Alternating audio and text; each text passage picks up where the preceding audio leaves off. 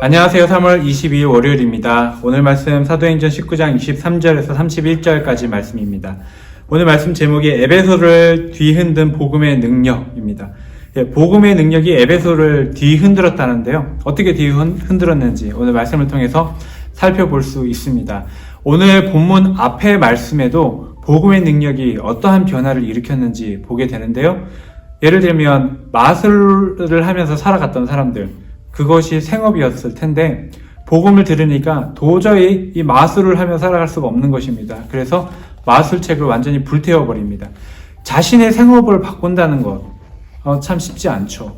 그런데 복음은 그 생업을 바꿀 만큼의 가치 있는 말씀이라는 것입니다.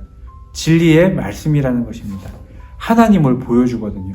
그런데 오늘 또 이 말씀에 보면 그 복음을 받아들이고 회개하는 사람도 있지만 받아들이지 않는 사람에게는 이 복음이 아주 듣기 싫은 소리가 되는 것이죠. 그래서 핍박도 있고 또 어떤 갈등도 일어나는 것을 알게 됩니다. 에베소에는 아데미 신전이 있습니다. 아데미 신전은 아테네 파르테논 신전이라는 큰 신전이 있는데 그 신전보다도 4배나 더 큰 신전입니다. 지금도 그 기둥이 하나 남아 있습니다. 원래 기둥이 127개의 기둥이 있다고 하는데 기둥 하나가 남아있는데 5층 정도 높이라고 해요. 18m의 그 기둥. 얼마나 큰 신전이었겠습니까? 아데미시는 제우스의 그 딸이라고 해요. 그래서 풍요를 상징하는 여신입니다. 그러니까 세계 사람들이 아데미 신전에 와서 예배를 드리고 가면 자녀를 낳는다. 그리고 아데미 신전에 가서 예배를 드리면 사업이 잘 된다. 이렇게 믿고 오는 것입니다. 와서 그냥 가는 것이 아니라 그냥 거기 와서 그냥 예배나 제사에 참여하고 가는 것이 아니라 또 갈 때 신상을 하나 또 사가지고 가겠죠. 근데 그 은으로 만든 신상을 만들어 파는 사람들이 얼마나 돈을 많이 벌었겠어요? 그런데 거기에 문제가 생깁니다. 바로 뭐냐면 복음이 전해질 때 이 사람의 손으로 만든 우상은 신이 아니다. 그게 전해지는 것입니다. 바울이 그렇게 전하기 때문에 이 사람들은 그럼 우리가 만드는 것이 아무것도 아니라는 것인가? 아데미 신전을 모욕하는 것이다. 자기 생업이 달려있기 때문에 그렇게 하면서 또 오히려 핍박하는 모습을 보게 됩니다. 복음에는 단지 예수님이 십자가에 죽으시고 부활하셔서 내 죄가 용서받았다가 아니라 하나님이 어떤 분이신지에 대해서 하나님에 대한 회개가 일어나게 됩니다. 복음에는 하나님께서 우리 사람을 사랑하신다는 것이 담겨 있고 하나님께서 그 아들, 하나님이 사랑하는 아들을 보내신 만큼 사람은 가치 있는 존재라는 것. 그리고 죄에 대해서는 결단코 넘어가지 않으신다는 것. 반드시 죄에는 값이 있다는 것. 그래서 예수님께서 십자가에 죽으셨다는 것.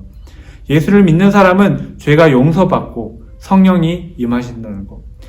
예수 믿는 사람은 예수님이 십자가에 죽으시고 그 인생을 끝내신 분이 아니기 때문에 부활하신 것처럼 믿는 사람도 부활이 있다는 것. 이 복음에는 많은 것이 담겨 있습니다. 그래서 복음을 듣는 사람은 회개를 하게 되는 것이죠. 하나님에 대한 회개를 하게 되고 또 나 자신에 대한 생각을 돌이키게 됩니다. 나는 영원한 존재라는 것. 하나님이 나를 참 좋아하시고 사랑하신다는 것. 복음에는 이것이 다 담겨 있습니다. 그래서 너무나 좋은 복음이고 이 복음을 들을 때 왜 변화되지 않겠습니까? 제가 대학생 때 말씀을 다시 한번 보면서 그전에는 그냥 교회를 다니다가 말씀을 이제 읽는데 하나님께서 어떤 하나님이신지 알게 되니까 충격적으로 와닿았습니다. 예수님께서 말씀 하나로 풍랑을 잔잔케 하시는 것을 보면서 이분이 능력이 있으신 하나님이시구나. 지금도 이 세상을 이분의 말씀으로 다스리시는구나. 이런 하나님의 말씀이 이제 다가오니까 그전에는 내가 어떻게 살아야 되나? 내가 어떻게 하면 돈을 많이 벌 수 있을까? 내가 어떻게 하면 의미 있게 살아갈 수 있을까? 이런 생각을 했다면은 이 복음이 믿어지니까 달라지는 것입니다. 내가 걱정할 필요가 없겠구나. 하나님이 계시는구나. 복음은 한 사람의 삶을 변화시킵니다. 그리고 그 지역도 변화시킵니다. 빌립보에서도 그랬고 데살로니카에서도 그랬고 오늘 에베소에도 그렇고 지금도 마찬가지입니다. 지금도 세계의 여러 곳에서 말씀이 전해지는 곳에 또 복음이 전해지는 곳에 교회가 세워지는 곳에 그 지역의 변화가 생기는 것이죠. 네, 그런데 이런 변화만 있는 것이 아니라 핍박도 있습니다. 사람들이 분노가 가득해서 왜 분을 냅니까? 자기 생업이 달려있기 때문에. 그래서 에베소의 아데미여, 그러니까 하나님이 아니라 아뎀이라는 것입니다. 에베소의 아데미여 하고 외치면서 예수 믿는 두 사람을 가지고서 연극장으로 끌고 갑니다. 거기에서 죽이거나 아니면 복음을 다시는 전하지 못하도록 하려고 했던 것 같습니다. 네, 복음을 전하면 하나님은 사랑이니까 이 기쁜 소식이기 때문에 복음이라고 하지 않습니까? 나는 사랑해서 전하는데 그 사람들이 받아들이면 하나님의 사랑을 받아들이지만 또 복음에는 그 영적인 싸움이 있는 것이죠. 사단의 권세, 어둠의 권세 가운데 있던 사람들이 복음을 들으면 그 영적인 싸움이 있는 것입니다. 마음 가운데도 싸움이 있는 것이고 삶 가운데, 지역 가운데도 복음이 좀 진리이기 때문에 마치 어두운데 빛이 비춰지는 것처럼 변화가 있기 때문에 싸움이 일어나는 것입니다. 복음은 너는 왕이 아니라는 것이잖아요. 그렇죠? 내가 내 마음대로 살았던 사람들의 삶 가운데 너가 왕이 아니다. 하나님이 계시다. 이 세상은 너 중심으로 가는 것이 아니다. 주님 중심으로 간다. 이 복음에는 이런 자기를 내려놓아야 되고 참 진리를 받아들이기까지 용기가 필요한 것입니다.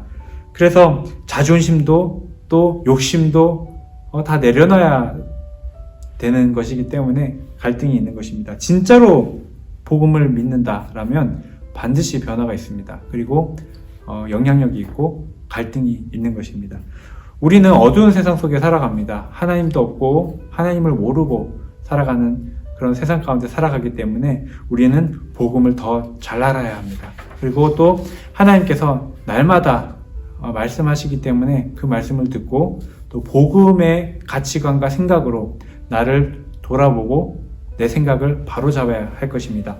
하나님은 복음 가운데 일하시고 또 복음적인 삶을 살아가는 우리 삶 가운데 은혜를 주십니다. 오늘 또 말씀 가운데 승리하시기를 원합니다. 세상의 핍박 가운데서도 하나님의 강력한 능력인 이 복음이 사람을 치유하고 회복시킵니다. 그것을 우리가 알고 그런 회복의 또는 치유의 통로가 되시기를 축복하고 오늘 하루도 하나님께서 힘과 능력 주셔서 승리하게 하실 줄 믿습니다.